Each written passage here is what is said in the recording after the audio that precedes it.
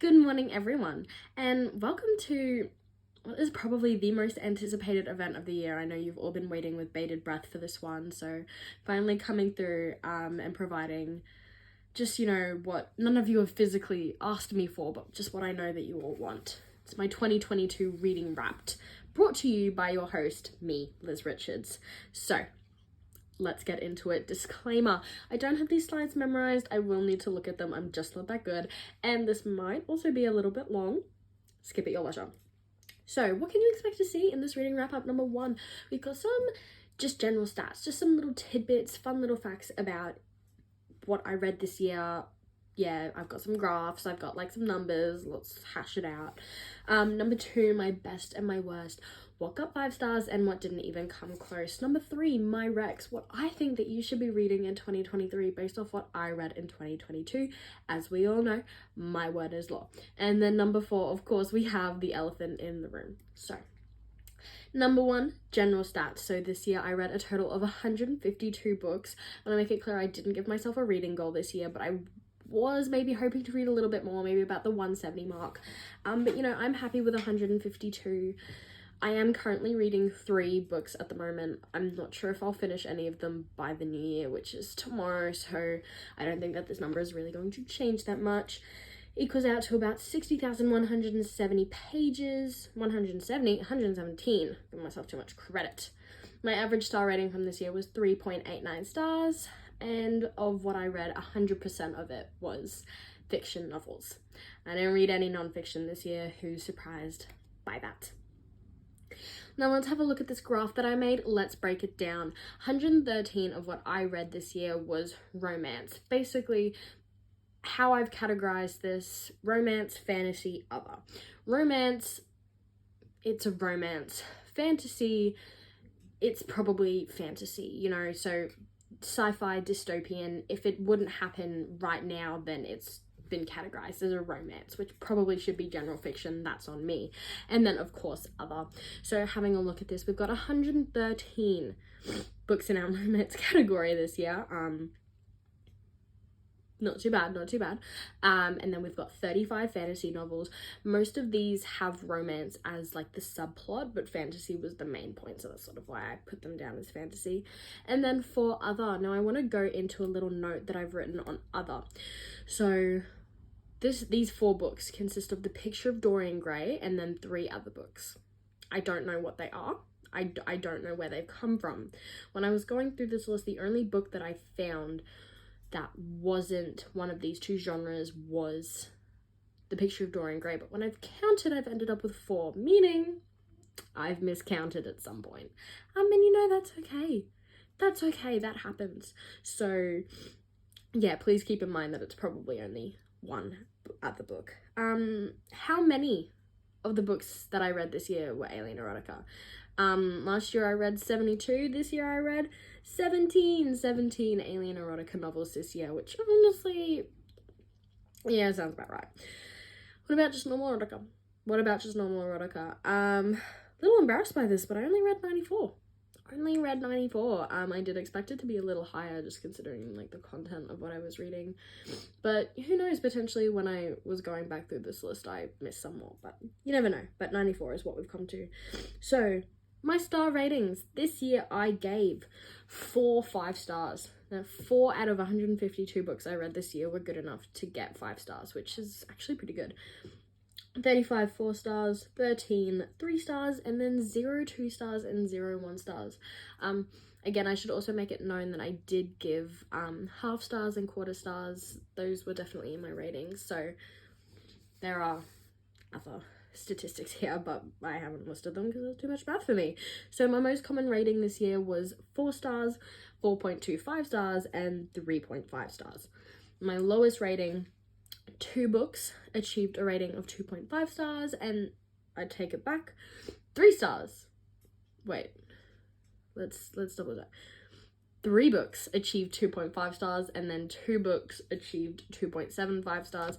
Also want to make it known that I feel like I had a really good reading year this year. When I look back on the books that I read, I don't remember like outwardly hating any. Like, I just sort of read them, didn't enjoy them, moved on. Like, it wasn't that big of a deal. Yeah, overall, pretty good in terms of reading, so definitely not too many low. We're definitely in the high category this year. Let's get a shelf update. How's that shelf looking? Architecturally stable is how she's looking, so I don't want to hear anything about it. So this year I read 36 physical books and 116 online books. So that brings my physical TBR to 205 out of 269. So on my shelf, I've got 269 books. I've read 205 of them, which equals out to about 76.21%. I'm stoked at that. Absolutely stoked. I thought that I was sitting around the 50% mark, so I'm really, really happy with only having about 50 books unread on my shelf, estimately, just over. Number 2, my best and my worst. What got 5 stars this year and what didn't? So I'm excited for this one, guys. So, what got 5 stars? Unsurprisingly, From Lukov with Love. I read this 4 times this year. I absolutely am in love with Mariana Zapata and her writing. Specifically, also in love with Ivan Lukov.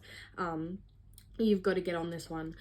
Number 2, Book Lovers by Emily Henry. This was fantastic. I am Nora, Nora is me. You know, we are kindred spirits. The only thing I didn't like about this book was that it ended. Like, I think I read it in one go. It was just fantastic. Number 3, Crescent City, Book 2, House of Sky and Breath. My biggest regret about this book is that I filmed my reaction of the last 115 pages, which if you're reading a Sarah J Maas book, you know those last 150 pages or so, they really are what get you.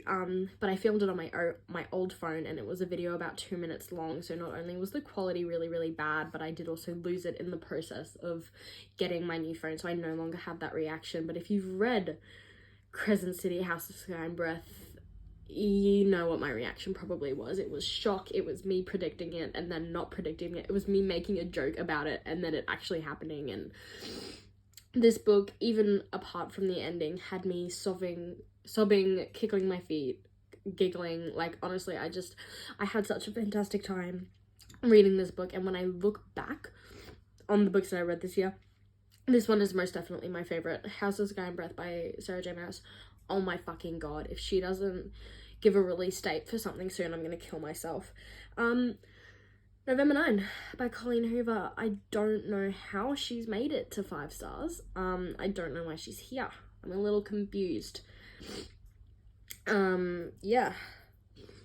When I read it, I did really enjoy it. I thought it was great. It is my personal favorite Colleen Hoover novel. I don't know how she's here though. So, we're gonna move on from that. Who got our lowest ratings from this year? So we've got Waking Olivia. This book was kind of badly written. It was really boring. The main character had a lot of trauma, and I feel like it was done fine, but it was just really boring to read, and there wasn't enough of everything else happening. It was just her having nightmares and then going sleep running, and then her coach, who honestly kind of gave Theo James energy, which was really appreciated by me. Excuse me. Yeah, it was just, not great. Enemies. Again, this book was just boring. It didn't do much for me. I've seen a lot of people read this book and really, really enjoy it. It just wasn't for me. I personally wouldn't recommend it. Strictly Business. This book was bad. It was just a common case of the characters are like 45. The characters are nearly 50, but they're acting like 20-year-olds. And that is true. I think he was like 45 and she was 39. Like, they're old. This is not a YA fantasy. It's so bad it's making me cough up. Yeah, no, didn't enjoy it. Out of all of these, I'd probably recommend Strictly Business the least. Definitely don't do that. They were so close to 5 stars. These are the guys that were really, really close. I'm not going to go through each of these books with you. As you can see, there's quite a few on here. So many that I was too lazy to put transitions on. So, but yeah, all of these books I either read this year or I reread this year, and they're just, yeah, really good. 100% would recommend. Most of these, however, are also quite common names. I feel like looking upon this page, you guys are going to recognize some of these, but yeah, would recommend. One wrong move and they're in the doghouse. One wrong move and they're done for. It happened one summer. I know I've got It's Not Summer Without You here, but it's meant to be the number one. I don't know. It was like 11 o'clock when I did this last night. Happened One Summer series is bad. I'm not gonna lie to you guys, it's bad. If you read all 3 books, I didn't even make it to book 3. If you read all 3 books and are going, that was a really good series. I don't mean to judge you, but you need to get out more and you need to read more books. It was badly written.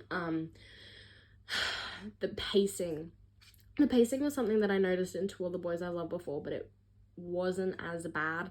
It was bad in these books. You can definitely tell that she was 14 when she wrote this. I actually think she was 16, but it's definitely obvious. I would not recommend this series. Just watch the TV show. Sleek Kitten, I should have judged this book by its cover. Again, this is also one that I've seen people rate really highly, and I'm kind of confused because not only does the cover look like that, but he also calls her Kitten as the nickname, which I'm 16 now. I'm kind of over Kitten being used as the nickname, but holy fucking shit, it was really cringy. Yeah, didn't enjoy it. One wrong move and they're in the doghouse. Number 3, my recommendations. So I've tried to take some recommendations from my reading this year that maybe you guys haven't seen so much, maybe some stuff that's a little bit underground, but then also I've got some recommendations in here that definitely aren't underground, and I'm just badgering you again to read it. So excuse me. Brutal Birthright series by Sophie Lark. So this is my favorite Mafia series that I read this year. If you are looking for a good binge read, good Mafia binge, I think all of these books are from in between 300 to 600 pages, like each of them. I think Savage Lover is the shortest. Yeah, basically it follows, I think I've got 5 families written on here. That's wrong, it's only 3 families. It's the Mafia, the Irish, Italian, and Polish Mafias of Chicago. And I know what you're thinking, ew, Irish? The White Mafia? No, it was really, really hot. Mr. I can't remember his name, Callum? Fucking hot, mate. Fuck me up. Yeah, really, really good. 100% recommend this series. Some of them are really heavy Mafia, some of them are not, and it's really, really well done. I would 100% recommend it. Playing with Fire by Stacey Lynn. This is a hockey book. This is something that I read, I don't know, like halfway through the year. I loved it, didn't tell a soul. I loved it, didn't tell a soul. I didn't tell you guys, I didn't tell anyone. This book was really, really good. I read it and I was shocked. I was like, oh my fucking god, I just thought I was reading some cringy ice hockey, but I got some content, like I got something good. Yeah, so it's this book here, and then this book here, Playing with Fire, is a prequel because basically they met in college, they dated, they split, and then they've come back 5 years later. Ice hockey and physical therapist. It's really, really good. I enjoyed it. I would 100% recommend this. Flawless by Elsie Rivers, cowboy fantasy. This one fulfills the cowboy fantasy. This also includes Wear the Hat, Ride the Cowboy. It was such a small scene and it just had me absolutely giggling, kicking and screaming my feet. It was really, really good. He's a bull rider. She is the daughter of his agent, and is like looking after him as his publicist. Like, it's really, really good. And then Kiss and Don't Tell by Megan Quinn. I think I read this was like my last or my second last read of 2021, and I reread it this year. I know that I did talk about this one on my stories, but I don't think I've talked about it enough. This is a really underrated ice hockey book. They're ice hockey players, but they're in the off season, so you don't actually sit through any hockey games, but it still has that charm of like hockey. It's really, really good. Read the little notes I've got down. I'm not talking about it anymore. It's just read it. I recommend. Now guys, I'm actually not happy. I'm not happy.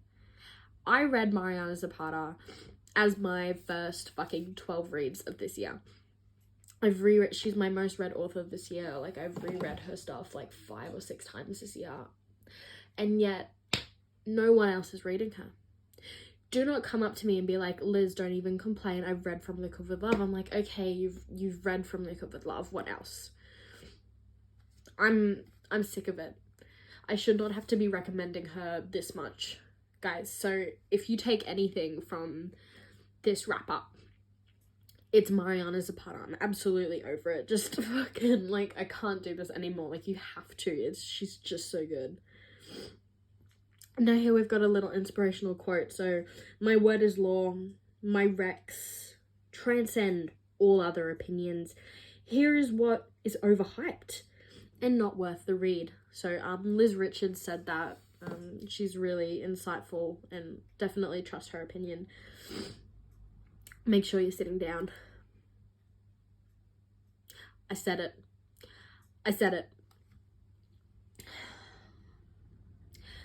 I'm a little bit of a snob, and I know people have read this and enjoyed it. It's 11 books, but like primarily 6. She makes you spend $20 to buy a book that's 100 pages, you know. And then I've got some serious issues with the characters. Obviously, read my little notes here, but it's not worth it, guys. Aaron Warner is much hotter in the TikTok edits than he is in the books. He becomes a placeholder character, and just nothing is well done. The story is confusing. I've always held the opinion that I think the Shadow Me series was a bit of a money grab, because obviously we went from 3 books to 11 books. And I stand by that opinion after reading it. It was definitely a money grab. I would not recommend. Alright, number 4, the elephant in the room, what you've all been waiting for. How much did I spend this year? So where did I spend my money? So I primarily shopped at QBD. Did a little bit of shopping at Big W, because obviously, as we know, Big W is a lot cheaper than QBD. I did a little bit of shopping at Big W. And then I also did some shopping at just random bookshops that I found. I traveled a little bit this year, and I just bookshops that I found that weren't QBD and Big W. Another disclaimer is that I actually went through my bank records to put this little part together. I almost definitely missed stuff. I'm fairly sure that I bought books from Kmart. But like I didn't, like it's not obvious in my bank statement that that's what it is, because it's like $8. Like I don't know, but it's, so it's not even give or take. It's like give $50 to $100 extra on top of all of this. But yeah, this is basically what I spent. So I spent $16.95 at other bookshops. I spent $113.70 at Big W. And then I spent $1,442.98 at QBD. That's how much I spent. It brings us to a total of $1,573.63. I also want to make it known that I was recently alerted that I've actually been upgraded to a platinum member at QBD, which is something. Yeah. So I spent quite a bit of money this year. Yeah. Rapid Fire Book Awards. Most embarrassing title goes to Sold to the Baby Maker by Luna Voss. Most embarrassing cover. I didn't see the transition. Most embarrassing cover also goes to Sold to the Baby Maker by Luna Voss. You may be wondering, Liz, what the fuck were you thinking when you decided to read this? My thoughts was, oh my god, this title and cover is really, really embarrassing, but I kind of want to read it. I'm really interested. I don't want my mum to see it. Oh, I'm just going to read it really fast. And I did. And it was kind of good. So if you're intrigued by this, I would recommend it, actually. My biggest surprise, basically, I read this and I thought it was going to be really, really bad, but it was really, really good. Made It to the Monster by Sarah Spade. This was my first monster smart. He was a shadow demon. It was really good. I liked it. I'd read more, but it's only just been released. Best contributor to the Henry Cavill fantasy. Why Are We Surprised? It's When Gracie Met the Grump by Mariana Zapata. I'm recently going through some mourning with Henry Cavill based on some announcements that he's recently made, so I'm trying not to kill myself, but this was a really good contributor to the Henry Cavill fantasy, so I'd really, really recommend. Fattest Dilf is Dallas from Wait For It. I don't know what else to say other than the fact that there is a scene in which she comes home and he is mowing her lawn shirtless. He's just there mowing the lawn. He's a dilf. I can't say anymore. He's such a fat dilf, literally. What have I written here? Most traumatizing smut scene goes to Dirty Wicked Prince by Eden O'Neill. I'm not gonna say too much other than swimming pool, bullies, about 6 boys, 1 girl, and a spiked baseball bat. That's all I'm gonna say. Biggest letdown, The American Roommate Experiment. I was kind of keen for this. I love The Spanish Love Deception. I read this. It was utter shot. It was trash. Most questionable concept, The Never King. This was like the prequel to the series. I'm thinking where it was going was reverse harem, Peter Pan and the Lost Boys, and then Wendy. It was something for sure. Best sport romances of 2022 that were published this year. I think that Consider Me was actually released last year, but I put it here anyway because I don't care. Consider Me, The Fantasy League. I also want everyone to note how Icebreaker is at the end.